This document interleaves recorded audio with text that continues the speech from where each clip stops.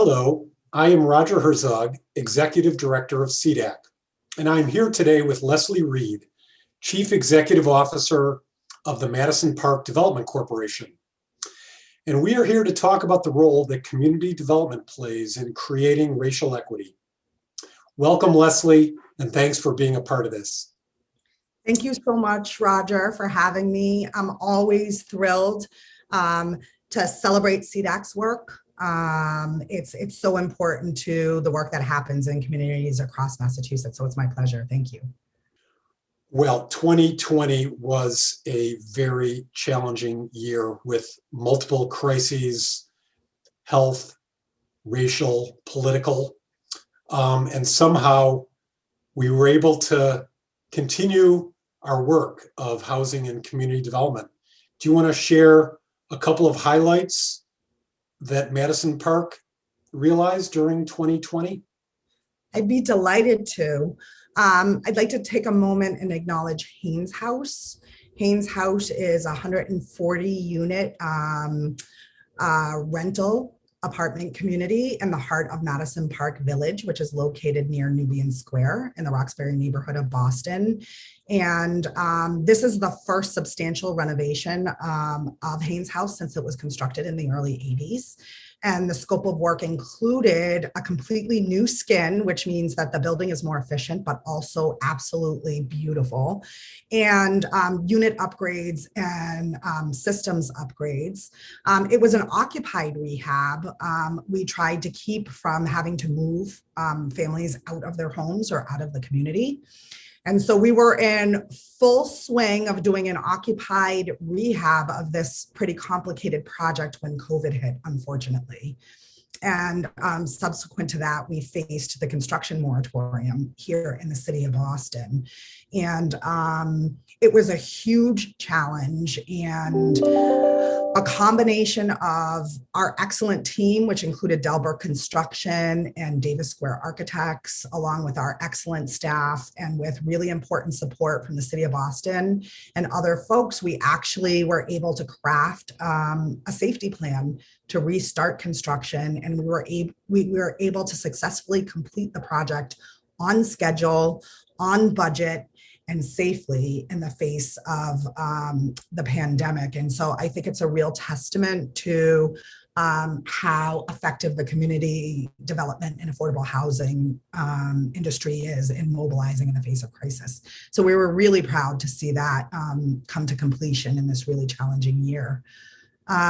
The other thing that's really exciting and an important accomplishment is that we installed photovoltaic solar panels on a large part of our portfolio. We installed the solar panels on 17 buildings, 2 commercial buildings, and 15 residential buildings covering over 200 units. And that's a really, really important part of our agenda.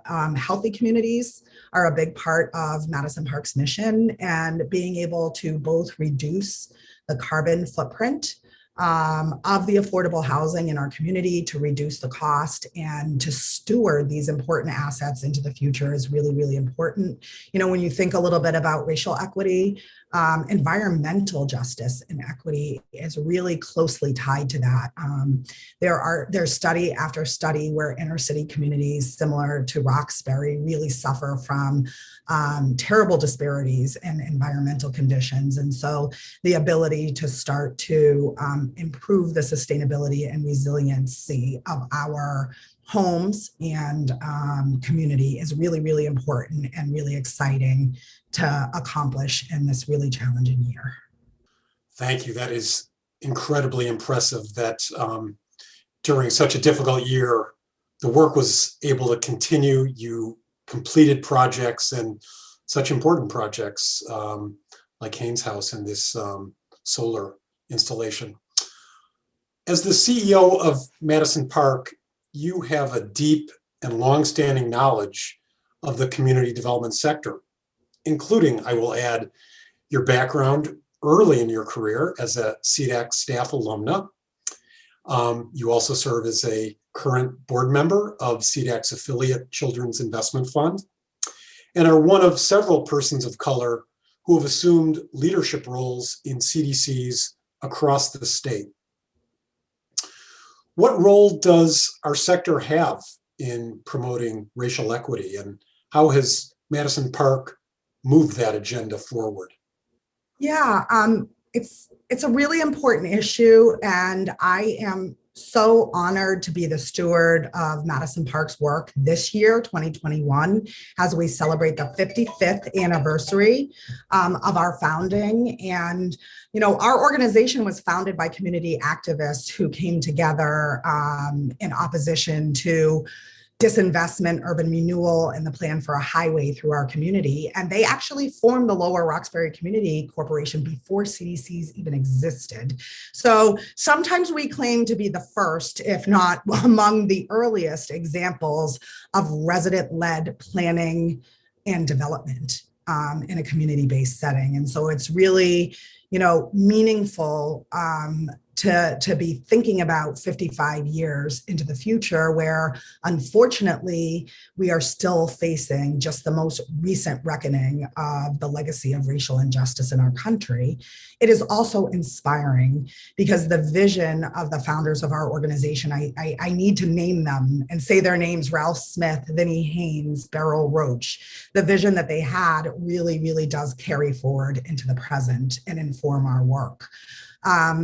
One of the ways that that's carrying forward at this moment is that Madison Park has been really focused on disparities in wealth and assets in our community. Many people are familiar with the Boston Federal Reserve study that showed that Black households in the city of Boston have an average net worth of $8 compared to up to $250,000 for white households. That is just an example of stark disparities that have resulted from the legacy of racial injustice in our country and in our community. And so one of the ways that Madison Park has been working to address that is through homeownership. And we have kind of a three-pronged approach that we've been implementing over the past several years towards that end. The first is a homeownership pilot where we are providing down payment assistance to any Madison Park resident that is interested in buying a home in the city of Boston. That's up to $50,000. And that $50,000 burns off over 7 years. So after 7 years, that equity inures entirely to the benefit of the household. And that's really exciting. Not only does it promote homeownership, which is a key strategy that counters displacement in our communities, it also builds wealth.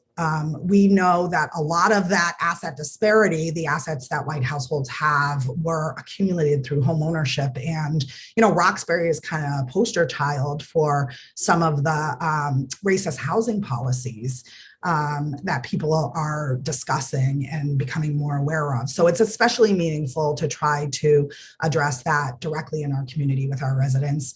And then the third benefit is that, you know, for every resident that leaves a subsidized unit, that unit becomes available for another household. And we're all, you know, painfully aware of the need for affordable and accessible and quality housing in the city of Boston. So that's been really exciting. Our third strategy is production. We will be completing this year 14 units of mixed income homeownership, 7 of which will be sold to low and moderate income first-time home buyers. And we are just in pre-development and hope to break ground on another 20 units before the end of the year.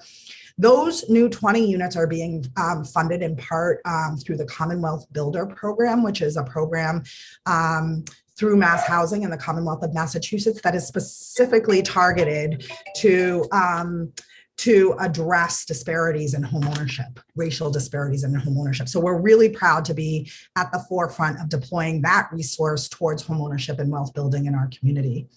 The third initiative that we're focusing on is the Family Self-Sufficiency Program. It's a federal program targeted to households that receive rental assistance.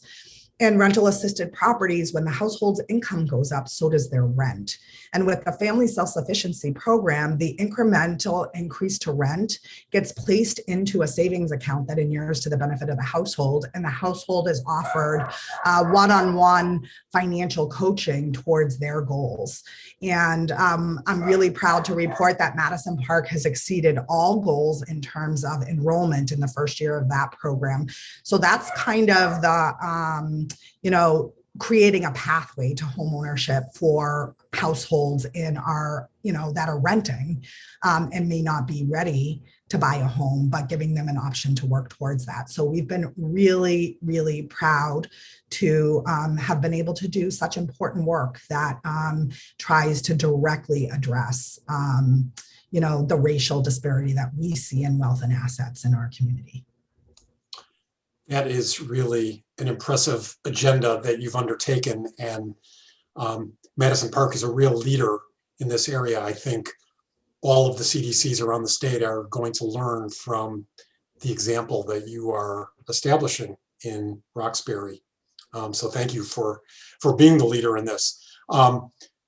While we're talking, I wouldn't want to miss the opportunity to note the lovely virtual background that you're sitting in front of. And I know that's very significant as Madison Park, as you described, really one of the pioneer resident-led nonprofits that we now have an industry called CDCs, but Madison Park really was of the first 55 years ago. And thank you for sharing the names. Is there anything especially you want to point out about your 55th anniversary logo? Well, I love this logo. The graphic for this logo is actually an aerial photograph of the actual Madison Park that existed before it was raised by urban renewal. So to be able to celebrate that history and legacy 55 years later is really, really gratifying and very moving. There's an African concept called Sankofa, and it's a concept from the Akan people in West Africa, and it's represented by a bird with an egg in its beak looking backwards. And it basically means you look to the past to know what to do in the future. And so that's especially meaningful in this year, and I think really represents this moment in time as we celebrate the legacy of the organization and the promise of the future. What an important milestone, and thanks for sharing that. You've laid out this very ambitious agenda that you're working on. What's next for Madison Park? There have been a lot of great people doing great work around homeownership and wealth disparity. MAHA is rolling out a very aggressive agenda, supported by the City of Boston, the Massachusetts Housing Partnership Fund. And one issue that comes up again and again is limited equity deed restrictions. The origins of these deed restrictions were intended to ensure that affordable homeownership opportunities always inured to the benefit of low-income households and ensured that there was affordable housing in our communities. And in this moment, we would really like to explore the circumstances under which we might revisit the limits on the equity required by those restrictions in the City of Boston, and to explore if and how we as an industry might be able to access more of that equity to continue this agenda of trying to right the wrongs of the past and address the disparities in wealth. There are probably hundreds of millions of dollars of equity resting in first-time homeownership units. And I would really look forward to collaborating as a community development industry and affordable housing developers to explore creative ways that we can unlock some of that equity to continue to, again, advance the agenda of racial equity. Well, thank you so much, Leslie. You are a new leader at a CDC, having started really only a little over a year ago, and it's been quite a first year at the helm of Madison Park, but we see the amazing impact that you're already having. And we wish you the best of luck on this. CEDAC will be with you, by your side, as you engage on these important issues, and best wishes on Madison Park's 55th anniversary. Thanks so Thank much. you. Thank you. And congratulations to CEDAC for another year of wonderful work in the industry. Thanks.